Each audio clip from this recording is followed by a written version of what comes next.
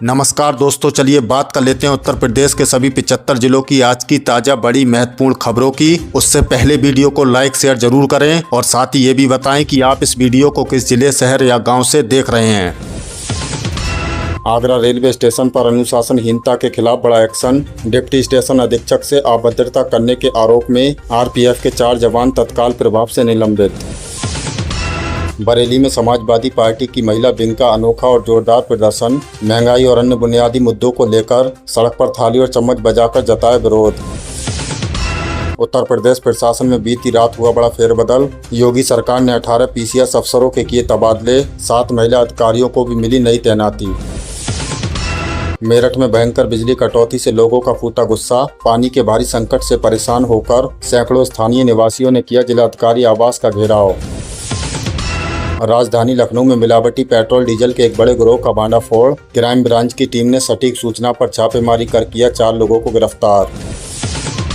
गोंडा में निर्माणाधीन marriage hall के पास खेलते समय हुआ बेहद दुखद हादसा। बारिश के पानी से भरे गहरे गड्ढे में डूबने से 2 मासूम बच्चों की गई जान। भारतीय सेना में शामिल होने का सपना देखने वाले युवाओं के लिए जरूरी अपडेट। यूपी के 13 जिलों के लिए अग्निवीर भर्ती का फिजिकल टेस्ट शेड्यूल हुआ जारी।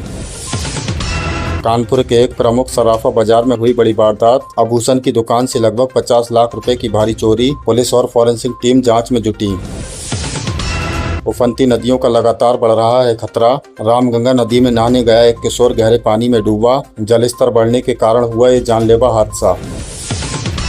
अपराध पर बड़ा एक्शन। बरेली के नवाबगंज जिले में विधवा महिला की जमीन हड़पने वाले भूमाफियाओं पर केस दर्ज। नवाबगंज इलाके में विधवा महिला की कीमती जमीन पर फर्जी दस्तावेज तैयार कर कब्जा करने की कोशिश कर रहे दबंगों के खिलाफ पुलिस ने गंभीर धाराओं में मुकदमा दर्ज कर लिया है। महिला ने इस संबंध में उच्च अधिकारियों से गुहार लगाई थी, जिसके बाद मामले की जाँच की गई और आरोप सही पाए गए। पुलिस अधिकारियों का कहना है कि महिला को उसकी जमीन का पूरा हक दिलाया जाएगा और भूमाफियाओं को गिरफ्तार कर जेल भेजा जाएगा। हाईटेक नकल गिरोह का पर्दाफाश। माइक्रो डिवाइस से परीक्षा में भेजे जा रहे थे आंसर, एसटीएफ ने दबोचा। उत्तर प्रदेश पुलिस की स्पेशल टास्क फोर्स ने राज्य में सक्रिय एक बेहद शातिर और हाईटेक नकल माफिया गिरोह का भांडाफोड़ किया है। ये गिरोह प्रतियोगी परीक्षाओं में अभ्यर्थियों को कपड़ों और कान में छुपी बेहद बारीक माइक्रो डिवाइस के जरिए बाहर से उत्तर बोलकर नकल करवा रहा था। छापेमारी के दौरान एसटीएफ की टीम ने गिरोह के मुख्य सरगना समेत कई सदस्यों को गिरफ्तार किया है और उनके पास से भारी मात्रा में इलेक्ट्रॉनिक गैजेट्स, वॉकी टॉकी और सिम कार्ड बरामद किए गए हैं। पुलिस अब इस बात की जांच कर रही है कि इस गिरोह ने किन किन परीक्षाओं में सेंध लगाई थी। यूपी के बीएलओ और सुपरवाइजरों को मतदाता सूची पुनरीक्षण के लिए मिलेंगे 6000। निर्वाचन कार्यों में जुटे जमीन कर्मचारियों के लिए उत्तर प्रदेश निर्वाचन आयोग ने एक राहत भरा फैसला किया है। प्रदेश में चल रहे मतदाता सूची के विशेष पुनरीक्षण अभियान में ड्यूटी करने वाले बूथ लेवल अधिकारियों और उनके सुपरवाइजरों को सरकार की तरफ से 6000 रुपए का एक मुश्त मानदेय दिया जाएगा। ये राशि सीधे उनके बैंक खातों में ट्रांसफर की जाएगी। आयोग का मानना है कि इस प्रोत्साहन राशि से कर्मचारियों का मनोबल बढ़ेगा और वे घर घर जाकर मतदाता सूची को शुद्ध करने के काम को और अधिक मुस्तैदी से पूरा कर सकेंगे।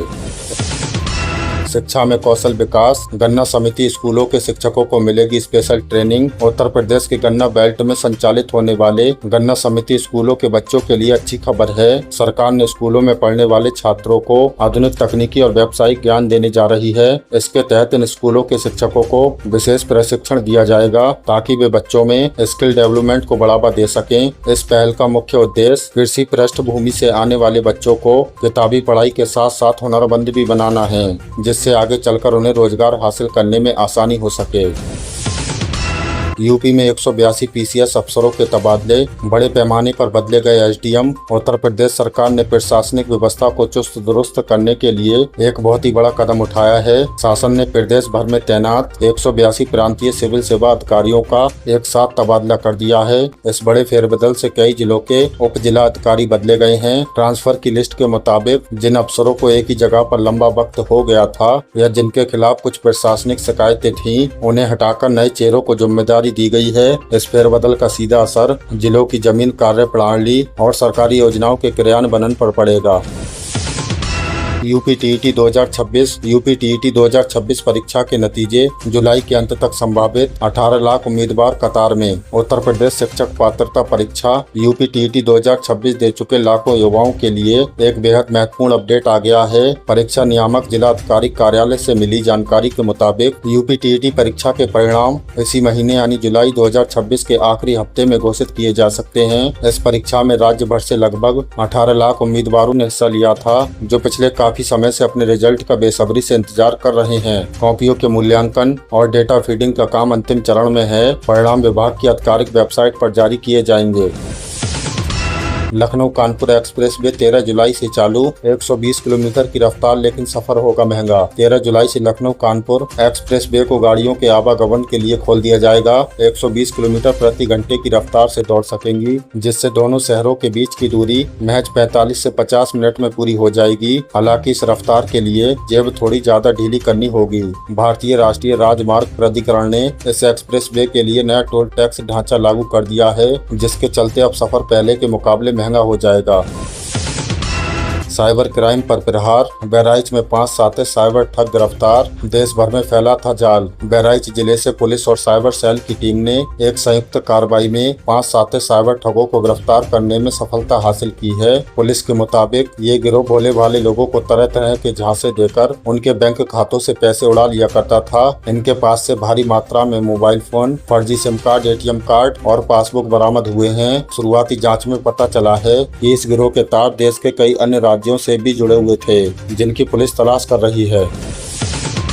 केंद्रीय कैबिनेट ने दी 14,115 करोड़ के Delhi UP mega road project को मंजूरी। दिल्ली से सटे पश्चिमी उत्तर प्रदेश के इलाकों के लिए केंद्र सरकार से एक बहुत ही बड़ी सौगात मिली है। केंद्रीय कैबिनेट ने दिल्ली और उत्तर प्रदेश को जोड़ने वाले मेगा रोड प्रोजेक्ट के लिए 14,115 करोड़ रुपए के भारी भरकम बजट को मंजूरी दे दी है। इस योजना के तहत कई नए हाईवे, एलिवेटेड रोड और बाईपास का निर्माण किया जाएगा। इसका सबसे बड़ा फायदा दिल्ली NCR, गाजियाबाद, नोएडा और हापुड़ जैसे इलाकों को होगा, जहां ट्रैफिक का दबाव बहुत ज्यादा रहता है। इस प्रोजेक्ट से न केवल ट्रैफिक जाम से मुक्ति मिलेगी, बल्कि माल ढुलाई में भी तेजी आएगी। गोरखपुर में हाई वोल्टेज ड्रामा। 2 बेटियों के साथ 100 फीट ऊंची पानी की टंकी पर चढ़ी महिला। गोरखपुर जिले से एक बेहद चौंकाने वाली घटना सामने आई है, जहां एक महिला अपनी 2 मासूम बेटियों के साथ 100 फीट ऊंची पानी की टंकी पर चढ़ गई। गोरखपुर में जमीन विवाद से तंग आकर सहज नवा की एक महिला अपनी 2 बेटियों के साथ रविवार को सदर तहसील परिसर स्थित 100 फीट ऊंची पानी की टंकी पर चढ़ गई। महिला दबंगों द्वारा जमीन कब्जाने से नाराज थी और न्याय के लिए मुख्यमंत्री से मुलाकात की मांग कर रही थी। प्रशासन के आश्वासन पर वह सुरक्षित नीचे उतरी। ग्रेटर नोएडा को तोहफा। डबल डेकर फ्लाईओवर से ट्रैफिक को मिलेगी भारी राहत। ग्रेटर नोएडा और दिल्ली मेरठ एक्सप्रेसवे पर सफर करने वाले लोगों के लिए ट्रैफिक की समस्या का एक बड़ा समाधान होने जा रहा है। ग्रेटर नोएडा विकास प्राधिकरण ने क्षेत्र में एक आधुनिक डबल डेकर फ्लाईओवर बनाने की योजना को हरी झंडी दे दी है। इस फ्लाईओवर के बनने से दिल्ली, नोएडा, गाजियाबाद, मेरठ की तरफ से आने जाने वाले वाहनों को बिना किसी जाम के सिग्नल फ्री रास्ता मिलेगा। अधिकारियों के मुताबिक इस प्रोजेक्ट के डिवाइजन पर काम पूरा हो चुका है और जल्द ही जमीनी स्तर पर इसका निर्माण कार्य शुरू कर दिया जाएगा, जिससे लाखों वाहन चालकों का समय बचेगा।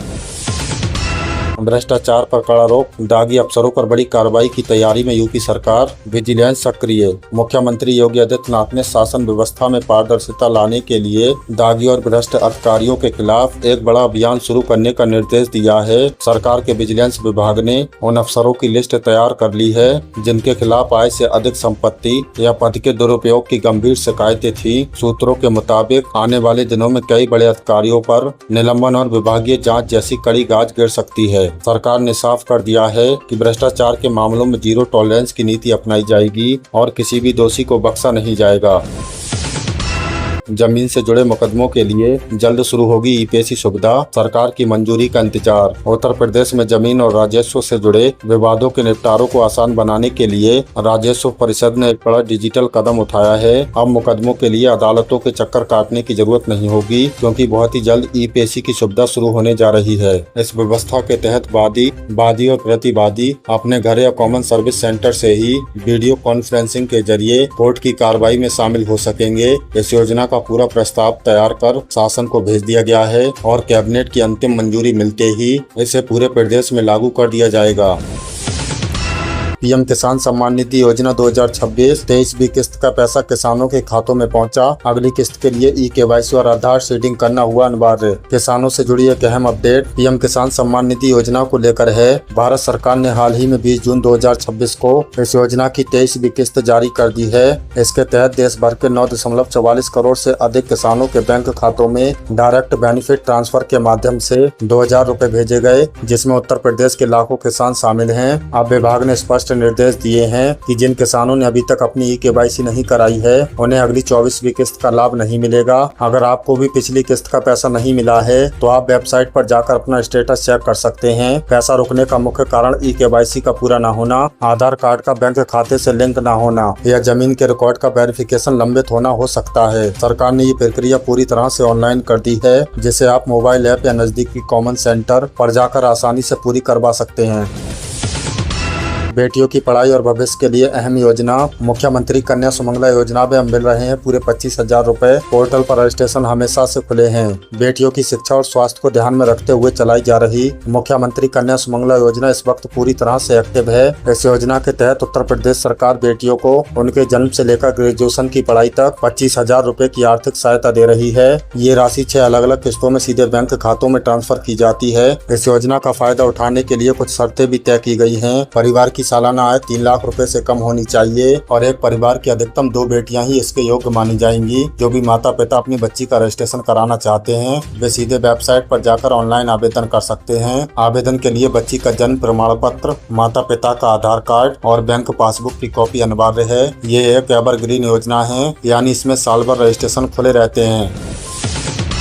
यूपी के बुजुर्गों, विधवाओं और दिव्यांगों के लिए बड़ी खबर। राज्य सरकार ने पूरा किया अपना चुनावी संकल्प। 1 अप्रैल 2026 से पेंशन राशि बढ़कर हुई 1500 रुपए प्रति माह। हमारी अगली खबर प्रदेश के उन लाखों नागरिकों के लिए है जो सामाजिक सुरक्षा पेंशन योजना का लाभ ले रहे हैं। उत्तर प्रदेश सरकार ने 2022 के अपने चुनावी संकल्प को आखिरकार जमीन पर उतार दिया है। 1 अप्रैल 2026 से वृद्धावस्था, निराश्रित महिला और दिव्यांग पेंशन की राशि में सीधा इजाफा कर दिया गया है। अब तक लाभार्थियों को हर महीने 1000 रुपए मिलते थे, लेकिन अब इसे बढ़ाकर 1500 रुपए प्रति माह कर दिया गया है। यानी अब लाभार्थियों के बैंक खाते में हर 3 महीने पर 3000 रुपए की जगह 4500 रुपए की किस्त डायरेक्ट बेनिफिट ट्रांसफर के जरिए आएगी। जिन लाभार्थियों ने अपनी ई-केवाईसी और आधार सीडिंग पूरी कर ली है उन्हें बढ़ी हुई पेंशन का पैसा मिलना शुरू हो गया है। अगर आपके खाते में भी अभी तक नया अमाउंट नहीं आया है तो तुरंत अपने बैंक जाकर आधार लिंक करवाएं।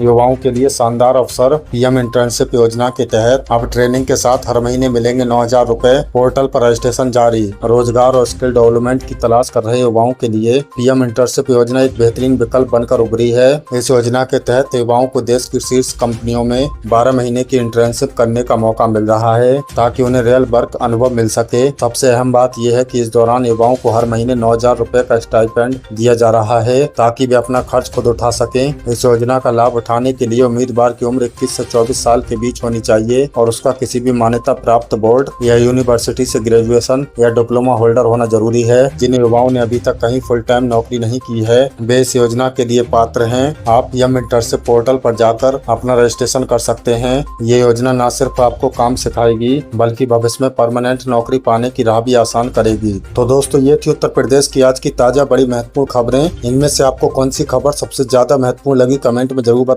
वीडियो अच्छी लगी तो वीडियो को लाइक कर दें और चैनल पर नए तो प्लीज चैनल को सब्सक्राइब कर लें। हमारे इस चैनल पर आपको उत्तर प्रदेश से जुड़ी सभी ताजा अपडेट मिलती रहेंगी। मिलते हैं अगली किसी वीडियो में नई खबरों के साथ। तब तक के लिए धन्यवाद।